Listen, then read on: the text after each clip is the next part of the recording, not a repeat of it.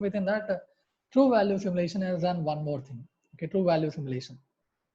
So what is this true value simulation in the sense? It depends upon the three steps. The step one comes out with levelize the circuit and produce a compiled code. Okay, levelize the circuit and produce a compiled code. So all these concepts, levelizing of the circuit, compiled code, all this will be discussed in the next concepts. So just remember these three steps and how we are going to define the true value simulation, that will be discussed in the later on. So second step comes out with the initializing data variables. Okay, initializing of the data variables, something like with flip-flops and other memories. Third step comes out with for each input vector, set a primary input variable, repeat until steady state or maximum iteration counts reach, executed compiled code reports or save variable values. So basically this is the process of notating the levelization of the circuit and initializing of the data variables and defining the levels. So these are nothing but the levels we say. So we are denoting with so what is this repeating of steady state or maximum iteration in the sense this is going to represent with some levels. Okay, levels in the sense based on the operation of the primary input and outcome of the circuit. It notates that what will be the operation, what is the level of operating that circuit, that is going to be notated. Okay, so this comes based on that relations. So before going to get a clear idea, we'll be discussing with the concept of compiled code simulation. Compiled code simulation. So first one, in the compiled code simulation, so the circuit, so the translate the circuit into a sequence of codes. Okay, so we'll be having and translating the circuit into a sequence of codes. Sequence of codes in the sense that is what the programming end, we will be converting that logic circuit into a programming end. Okay, high level programming end. So execute the codes and run the logic simulation. So it is going to execute the code what it is generated and runs that simulation. And here we have one of the circuit with 1 0 0 as an input vector with 3 inputs A, B and C, and we have one gate G1, G2, G3, Z4. Okay, Z4. So to define the writing of a code, okay, before writing of this code, we'll be defining what is the operation of the component. So let me say these are all the components, for example. Okay, I have an OR component G1 gate, a second gate G2 comes out with AND component, next G3 comes out with NOT component, and G4 comes out with NOR component, right? So I have all the components with 4 gates. Okay, 4 gates. So firstly, if I have a gate 1 G1, okay, gate G1, okay, with gate G1, E is equals to the OR operation of input logic of 0 and 0, right? So that I have written here, the outcome will be 0 only, right? So first initialization of the component operation is declared, right? Next, when we come to the second one, for the second one, H in the sense that is what gate 2, okay, gate 2. In the gate 2, the input declarations are of 1 and 0. That is what from E you are going to initialize, right? B, not from B, right? So outcome of a gate G1, it is going to drive to the through the L, right? So for this 1 and 0, so AND operation that is declared here, G2. Next, as the same way for J, not operation 0 is applied and 1 will be the outcome of that 1. And K operation, finally you have a NOR gate 0 and 1 with logic inputs and the output is set to be 0.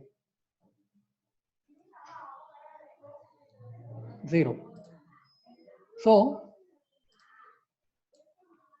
the operation of the code, how it is going to be generated in the sense, so while if it is true, do the operation with read A, B and C. So firstly you are going to initialize with an read operation, read A, B, C, and E implies with, okay, here the box notation in the sense implies operation. Okay, implies operation, that is what implies notation with the reverse implies operation. Okay, implies E implies with OR gate of B and C input, right? B and C input. H implies with AND operation with A and E branch input. Okay. Next, Z declares with not operation of E, right? And K implies with nor operation of H and J. So this is the code, how it is going to be generated based on the compiled code simulation. Okay, compiled code simulation, which is going to define what is an operation from this circuit, how we are going to define this at one high-end programming level. So how to compile the code? Okay, how this compilation of the code is done. So that is represented with some flowchart.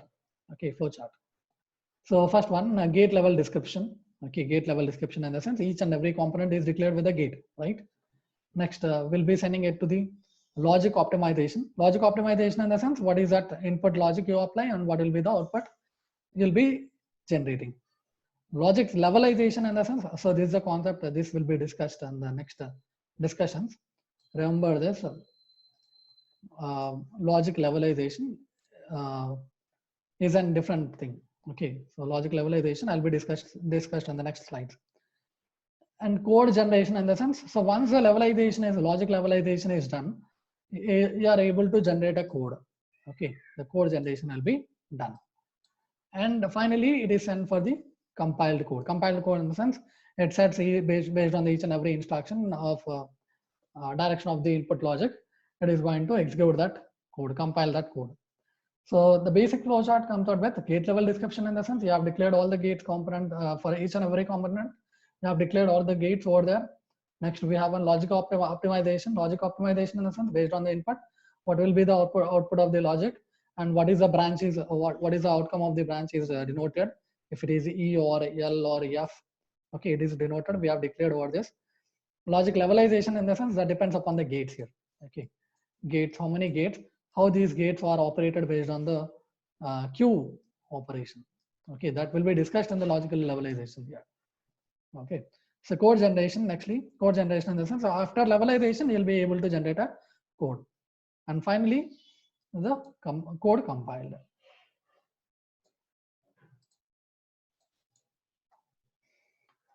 So what is this logic optimization? Logic optimization in the sense nothing but the minimization of that circuit operation, minimization of a gate component component declaration, right? Simply logic before generating a code. So this is simplify the logic before generating a code.